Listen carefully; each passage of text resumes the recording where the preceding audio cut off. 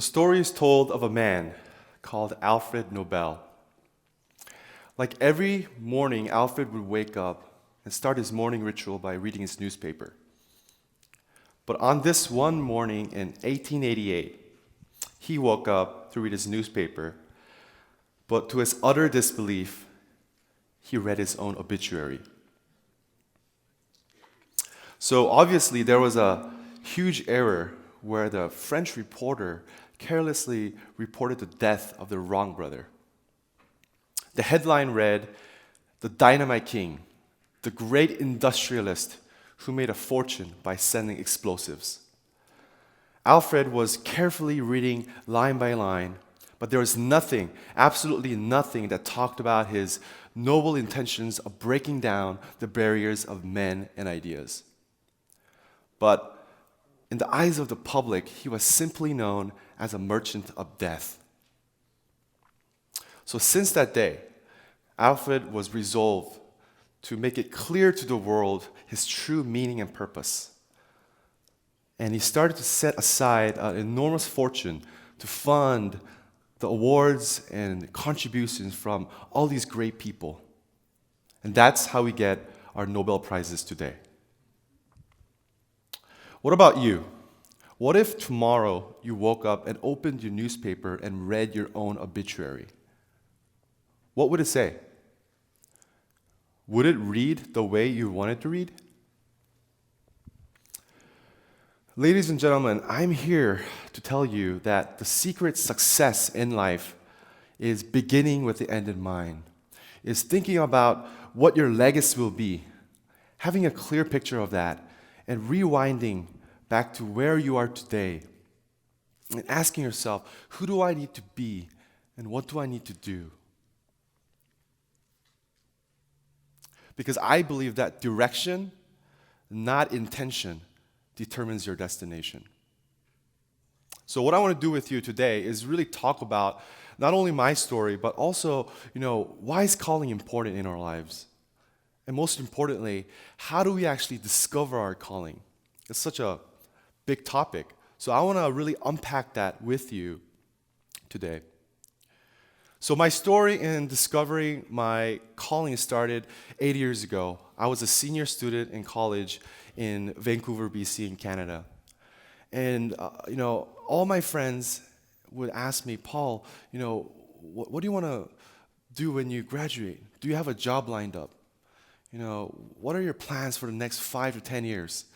And honestly, I really hated those questions. I was sick and tired of it. But I would go and tell them that, my goal and dream is to become the youngest chief human resource officer at a Fortune 500 company. And that was my elevator pitch.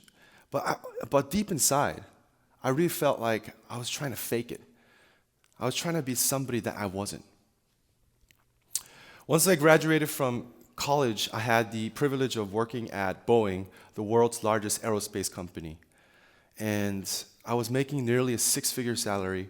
I was working with senior leaders who were twice my age. I was working on very important projects. I was driving my dream car. All my friends were envious of me. My family was proud of me. But deep inside, I really felt miserable. And I couldn't really figure out why I felt like that, to be quite honest. So, I thought this job would deliver this ultimate happiness in my life. But my work became a daily grind. I felt like this occupational vagabond. And I was so frustrated that I really wanted to fix this. So I went to this Barnes & Noble. I would go to the self-help section, and I would buy dozens of books from Tony Robbins to Stephen Covey. And, there's all these things like 10 steps, and then it's going to fix your life, right? And I tried that. And, the bad news is it didn't work. It didn't work. And I remember one night, I was sleeping. I was trying to sleep. It was like 11 o'clock at night. I was lying on bed, and I really felt like I couldn't get to sleep. My heart was pounding. I was sweating, and I really thought I was having a nervous breakdown.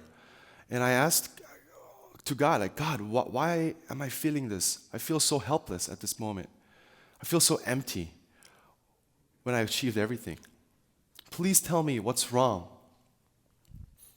And at that moment, I really felt like God was whispering to me and saying, Paul, you've been asking the wrong questions. All my life, everything was about me. What do I want to do? What kind of school do I want to go to? What kind of job that I want? What is my vision? But there was never a place for God to be there. It was all about me. The next day, I met my mentor, and I was just telling him what happened the last night. And he was patiently listening, and he handed me this book that would just change my world upside down. It's by the guy named Os Guinness, called The Call. It's a great book. I highly recommend it.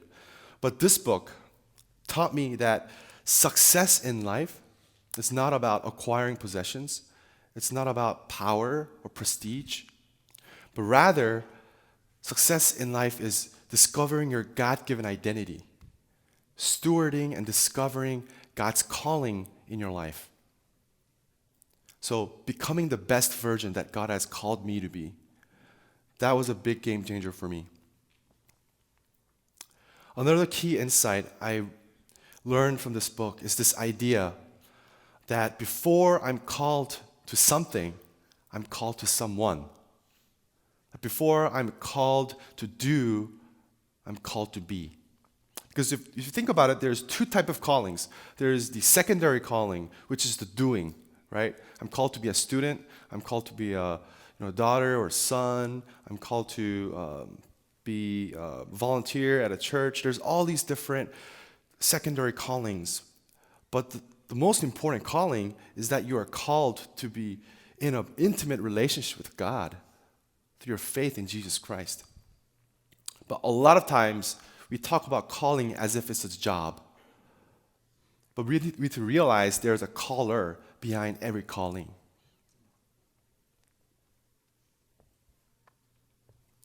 So as you discover God and have that intimate relationship, you know what happens is that you actually begin to discover more about who you are as God's child.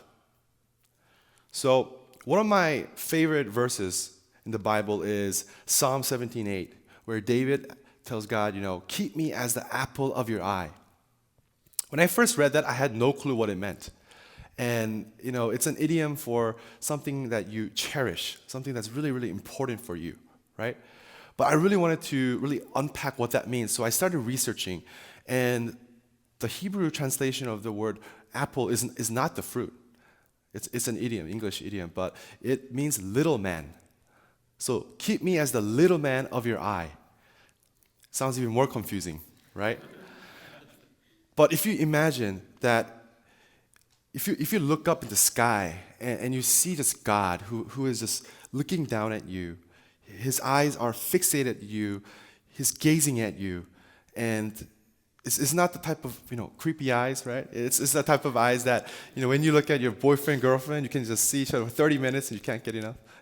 That kind of eye, right? God is just looking at you, and the thing is, when you look up to God, what happens is, if you look long enough, you're able to see the reflection of yourself through God's eyes.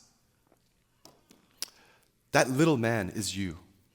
That's an accurate reflection of who you are, instead of what these voices are telling you from the world, trying to define you by how you look, trying to define you by what kind of car you drive.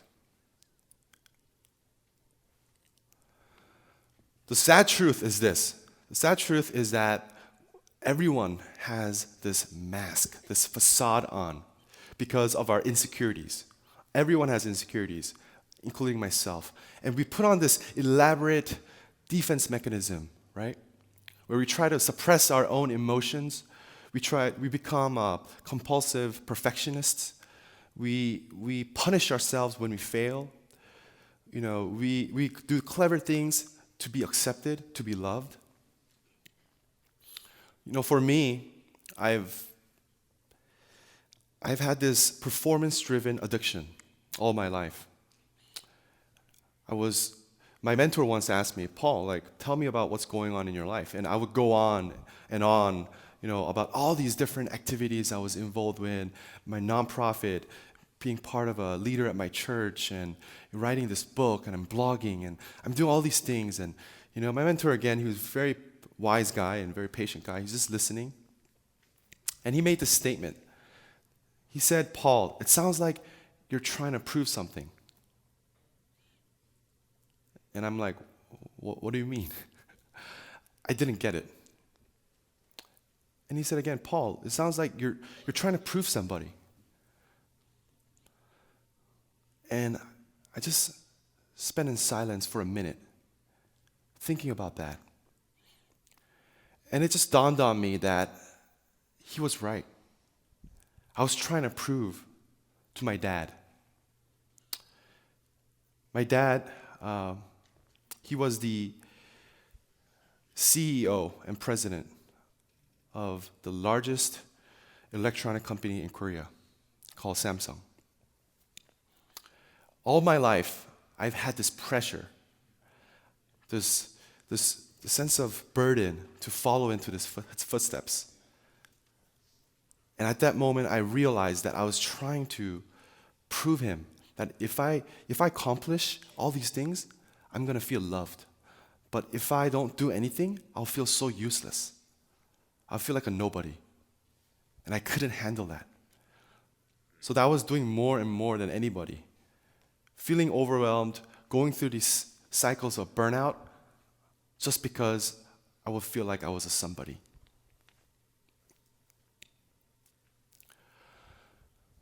I don't know if you guys know this painting. It's a very famous painting by Pablo Picasso. But what you don't know, perhaps, is it's not just the painting. It's actually was sold last year in an auction as the most expensive piece of art. Actually was sold for $179 million. And you might ask, why would someone pay that much, right? $179 million. But the truth is, this is a masterpiece.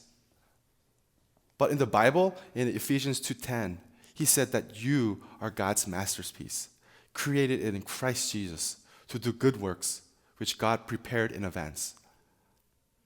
You're not just a second-rate imitation. You're not a defect. You were custom-made by God. You're not an accident. You are handcrafted by God as His masterpiece in your life. When you learn the etymology of masterpiece, it comes from the word poema, which we get our word poem and poetry. So you are God's living poem. Think about that. It's not one of those clunky seventh grade, poem projects at school. Think of these masterpieces, Beowulf, Paradise Lost, Divine Comedy, these great piece of work. That's really who you are. So now what I want to do is, now that we talked about this sense of identity and who we are in Christ, I want to really transition into our vocational calling.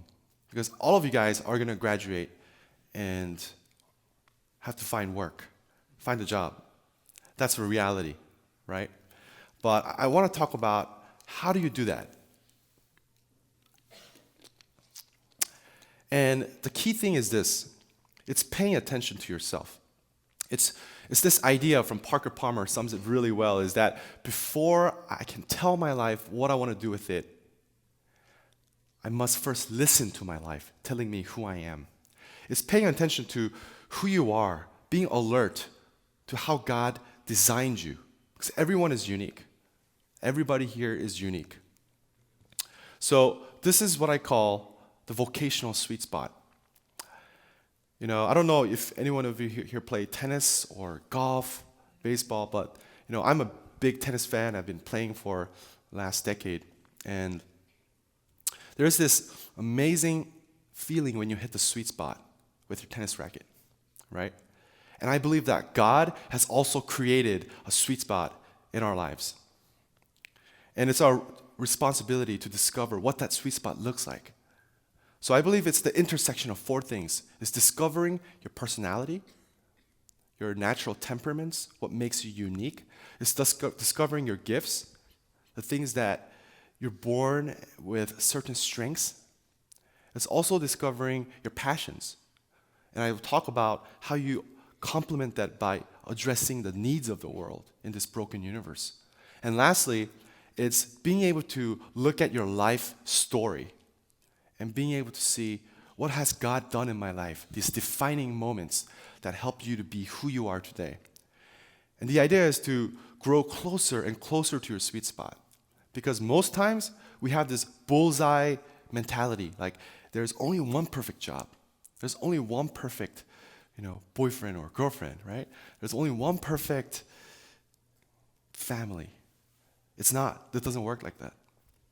So I want to really unpack that with you, what that really means. So personality is really the natural temperament, the things that you are hardwired into your character and your personality. Do you really know yourself, right?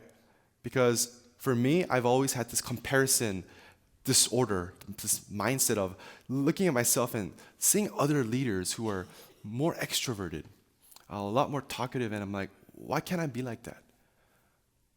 Why can't I be more talkative and extroverted? And we live in a culture that is extroverted culture, right? So I felt like I was somehow wrong. I wasn't right. I had to be somebody else. But the thing is, there's a divine intention around how you behave the way you are. There's a reason why you're more reflective, maybe, the more reflective, introspective type, versus someone who's more extroverted and you talk things out loud, right? It's being different. But being able to embrace that is so important because many times we hear all these competing voices and messages telling me that, you're not supposed to be like that. You're not supposed to act like that, right? So on a practical level, how do you discover that? Well, there's a lot of different tools, but my favorite is really the Myers-Briggs test indicator. I'm sure many of you guys have taken it, right? It is the most widely used assessment. 3 to 5 million people take it annually. It's all used, 90% of it is used in Fortune 500 companies. But what I like most about this type is that I'm not defined by 4 letters. A lot of times people say, I don't want to be just a ENFJ. Like, I'm bigger than that. And that's so true. You are bigger than that. Because what happens is there's the nature, the things that we're born with, specific DNA. But then there's also nurture, the things that you were brought up with, the early childhood experiences, right? The family background, the culture, your ethnicity. All of those shape who you are today. And then there's the choices that we make in life. All these 3 things combine to be who you are today. So I'm an ENFJ. You might see a fellow ENFJ, and you may look completely different, just because we had different nurture and choices. So this is one of the tools that we use at the company I work at, Giant. And I heard many of you guys may have seen it, but this is one of my favorite because it helped me to be so self-aware. It helped me to see the mirror. It was a mirror which helped me to see what's it like to be on the other side of me, being able to see the broccoli in my teeth, right?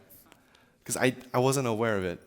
So how this tool really works is simple. It starts with tendencies, both positive and negative tendencies. All of us have that, which are ingrained into our personality. So one of my tendency is I have this people-pleasing tendency. I want to please people. That's just who I am, and part of it's my culture, but part of it's my DNA. And when people come to me and say, "Hey, Paul, can you help me with this project?" I always say, "Yes, I want to help you." "Hey, Paul, can you help me with this homework?" Or, I always say, "Yes, I want to help. I want to help." But what happens is, if I just continue to say yes and yes and yes, I have this bag of people and responsibilities that I'm carrying that's so heavy. I become overwhelmed by it, and I can't carry it out. I can't help everybody. I'm not Superman, right? So what happens is, as a consequence, because of this overwhelming sense of responsibility and feeling like I can't do it, I drop everything and I run away. And what happens is people will look at me and say, Paul, what happened to you? You said you're going to help me with this. And I'm like, sorry, I was so busy trying to help other people. That's not an excuse. So my influence, my leadership is undermined because of that. But the thing is, what this tool does, it helps you identify not only your tendencies, but you actually have a choice to actually go and say, I don't want to be defined by just my ingrained patterns of behavior, but rather I want to overcome that. So what I did in my personal example is that I said, whenever people request help, I would say, give me a day to think about that. I would put a filter on. So I would use that time to go back to my family and inner circle, and I would just share them. Hey, this opportunity came up. What do you think about it? Should I be part of this? And they know me well enough to actually give me feedback, right? Not only positive, but actually constructive feedback. And I listen to them, and because of that, I actually go and tell my friends, I'll be honest, I really want to help, but I can't help you because I have all these different responsibilities, but I can point you to the right person who might be able to help you. So again, this is my own personal tendency, but all of you guys are wired differently and have different tendencies, whether you're dominating a conversation, whatever that is. Being able to go and say, you know what, I don't want to be defined by that. It's a huge help. Okay, now let's go to talking about gifts. What are gifts, right? Because God always uses your gifts to be able to discover your calling. So, StrengthsFinder is, I don't know how many people have taken this, but it's a powerful tool. What I like about it most is that it helps you in a very concrete way because it gives you a 20-page report of all the things that you need to do to be able to leverage that, not only in your own personal life, but only your family life, your school life, your church life as well. So one of my strengths, this is not actually my strength, this is somebody else's, but one of mine is input. And someone who has an input strength is someone who has the ability to collect information, archive information. So some people collect stamps, right? Some people collect spoons and when they travel, but for me, I collect quotes. I collect quotes, inspiring quotes that I always look and collect. This is who I am. And one of the things in this report suggested, how are you going to not simply hoard information, but actually give output? Because that's one of the challenges of someone who has input as strength. So what I did was, I had a blog that I was writing, and I said, you know what? Why don't I create a book, a quote book? I had all the information, and I wanted to make this available to people. It's part of my ministry of using my blog to serve others. So with a friend of mine who was a graphic designer, she was like, Paul, I'll help you. So she and I worked on this project, and in a matter of less than a month, I was able to create this free quote ebook and provide it for free on my blog. So again, it's really practically thinking about what are your strengths, how are you applying it every day in your life, instead of always thinking about your weakness. Because in my life, most of the time, I was thinking about my weakness. I would look at all these different leaders, and I would look up to them and say, wow, this guy's such a great public speaker. This guy is so good at analyzing things. And why am I not as good as this guy? Always comparing myself. And I really felt like, man, I wasn't looking into the gifts that God has given me. I was doing a disservice to God, in fact. I was trying to become somebody else that I wasn't. I don't know if you guys resonate with that, but when you discover your gifts, which simply could be started by asking people around you, your family, your friends, asking them, what makes me unique? What are the gifts that you see that I demonstrate in my life? And start journaling it. It really does help because you're going to see a pattern based on the different responses from people. Passion. Passion is the signpost to discovering your calling. But passion alone can be dangerous because there's misguided passions, right? You could say, I'm passionate about all kinds of stuff. You could be passionate about a sport you like. You could be passionate about, a subject that you enjoy at school. You might be passionate about things that are very detrimental to your health or to your faith. But passion, when it's coupled with meeting the needs of the world, that becomes a powerful force. So what I mean by that, so these are questions that I want you to think about. It's not questions that you might immediately answer, but the idea is start asking and exploring and asking yourself, what makes me alive? What breaks my heart when I see something in the world? What are those things? Try to discover that. So again, going back to specific examples, you might say, you know what, Paul, I don't know what I'm passionate about. I think I like this. I don't really know. I don't really know what's out there. Because I believe this time in your college is a time of exploration. You're not going to probably find out one thing. It's going to take trial and error to some extent. So these are organizations out there who are doing amazing things. Nonprofit organizations, for-profit, you name it. But there's different topics, different areas. And what I would recommend is start reaching out to people who are in that organization. Ask for a 15-minute informational interview. Talk to them. Because the world that we live in the social media world, it can start with a simple tweet. Just one tweet, you can actually talk to the CEO of Catalyst. You can talk to any organizations here. It starts with a tweet. And trust me, I've done it, and it works. It works. It seriously does. Because the funny thing is, most people do not reach out. But as a leader, we need to take the initiative and talk to them. Ask them, why do you do what you do? What wakes you up every day in the morning to do what you do? And as you hear their stories, you actually will be able to reflect back and think about your story as well. It's going to make a huge difference. Lastly, and I think most importantly, discovering your calling is a function of knowing your story in life. So I believe all of your life has a story. It's part of God's story, but God is inviting you to co-author your story with Him. So one of the things to think about is to look at this exercise, which I will also share in my book, but it's the idea of turning back the clock. And what it is simply an exercise where you go and in a blank piece of paper, you write down 8 to 10 defining moments that have helped you to be who you are today. And you can use this graph where there's both positive turns and negative turns, because life is life, right? It's not all the fairy tale, and it's not what you see in the social media, all the positive things happening, right?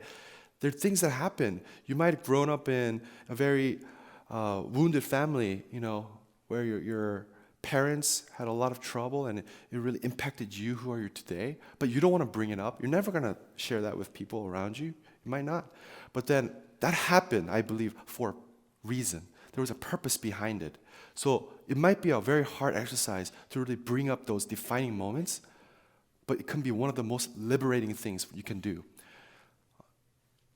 On a blank piece of paper, start writing and thinking about, how did I get here today?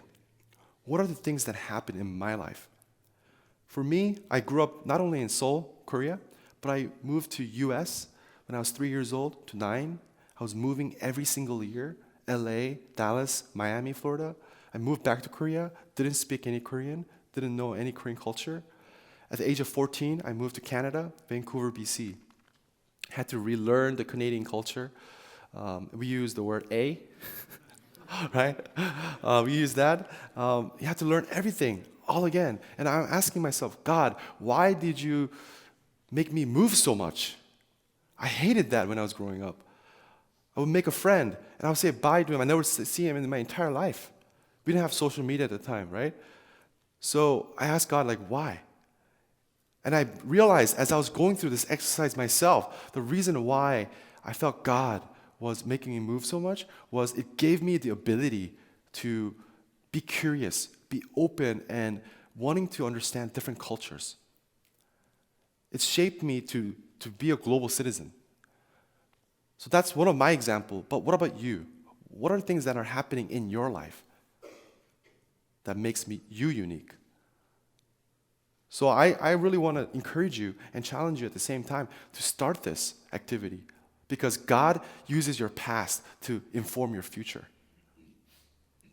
Chuck Colson is a classic example, right? At the Watergate scandal, amazing, influential guy, but he went to prison. And during this time in prison, he actually had this huge breakthrough and realized that this is what it means to be in an intimate relationship with God. And this is all these people who need Jesus. So he came out of the prison and started the biggest prison ministry. God uses your past to inform your future. You can discover who you are through that. So, all that to say, you might say, Paul, I don't really have peace with where am I right now, or I don't really know my passion. I don't really know my gifts right now, and I'm just going to wait. I'm just going to wait for it, Paul. And I know God is going to provide me. Just wait, and you're like 20, 23, 25, 30, and you're still waiting, right? We're in a culture that we're inundated with so many choices. It paralyzes us.